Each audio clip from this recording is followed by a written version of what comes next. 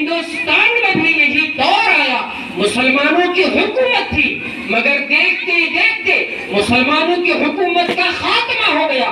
انگریز اس ملک کے سیاہ اور سفید پر قبضہ کر لیا، یہاں کے تخت و تاج کا مالک بن بیٹھا، مگر اس کے باوجود آج اگر ہم پوری مضبوطی کے ساتھ اپنے دین پر قائم ہیں، اپنے اسلام پر قائم ہیں، اور اس سرزمین کو اپنے سجدوں کے ذریعے سے ہم خوبصورت بنائے ہوئے ہیں، اور ان مسجدوں کے ذریعے سے اس سرزمین کو ہم پاؤں کو پوتر بنا کر کے رکھے ہیں، تو رب ذوالجلال کی قسم انہی علماء کرام کا دین ہے اور انہی مدرسوں کی وجہ سے ہے۔ علامہ اقبال رحمت اللہ علیہ کو آپ جانتے ہوں گے، جنہیں شاعر مشرق کہا جاتا ہے۔ علامہ اقبال رحمت اللہ علیہ نے بڑی خوبصورت بات لکھی ہے، وہ کہتے ہیں اے دنیا والوں، ان مدرسوں کو، ان مکتبوں کو اسی حالت میں رہنے دو۔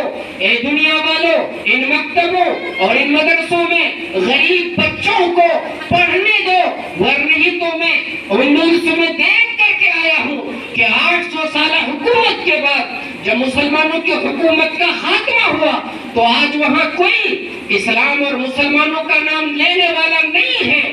اگر وہ کہتے ہیں کہ دنیا والوں، اگر یہ مدرسے ختم ہو گئے، اگر یہ مکاتب بند ہو گئے، تو یہ دنیا والوں یاد رکھو کہ ہندوستان میں بھی آگرہ کا تاج محل اور دلی کے لال قلعہ کے علاوہ کوئی چیز نظر نہیں آئے گی۔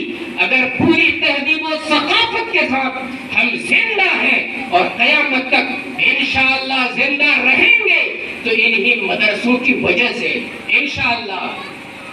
آج لوگ ہم سے ملتے ہیں اور وہ ہم سے کہتے ہیں کہ ان مدرسوں میں بھی ڈاکٹر بننا چاہیے، انجینئر بننا چاہیے۔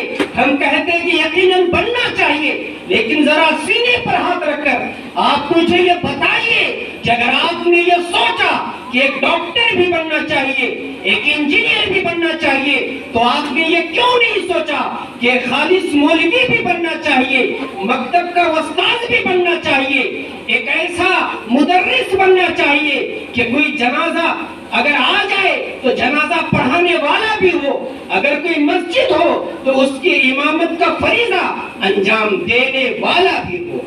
ضرورت اس کی بھی ہے، جہاں ضرورت ڈاکٹر کی ہے، جہاں ضرورت انجینئر کی ہے، وہاں ضرورت ایک خاص مولوی کی بھی ہے۔ آج ہماری اس بچے نے ابھی قرآن کریم کی جو آیت کریمہ پڑھی ہے، اے نوجوانوں، اے بوڑھے بزرگوں، خاص طور سے وہ لوگ آج جن کا ایک پیر قبر میں جانے والا ہے، آج غور کر کے بتائیے کہ اس خوبصورت انداز میں آپ قرآن کریم کو پڑھتے ہیں، آپ سینے پر ہاتھ رکھ کر بتائیے کہ آپ قرآن کریم کو کس طرح سے پڑھ رہے ہیں۔ میں ایک مثال دے رہا ہوں، سورۃ الفاتحہ ہم لوگ پڑھتے ہیں الحمد للہ رب العالمین، اس کا ترجمہ ہے تمام تعریفات اللہ تبارک و تعالیٰ کے لیے جو سارے جہان کا پروردگار ہے، جو سارے جہان کا رب ہے۔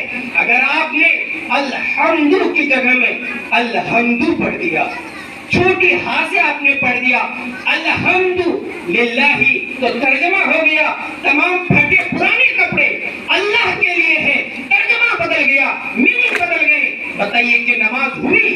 رب العالمین جو سارے جہان کا پروردگار ہے، آپ نے عین کی جگہ میں حمزہ پڑھ دیا رب العالمین، تو ترجمہ ہو گیا جو تکلیف دینے والوں کا رب ہے۔ بتائیے کہ آپ کی نماز ہوئی؟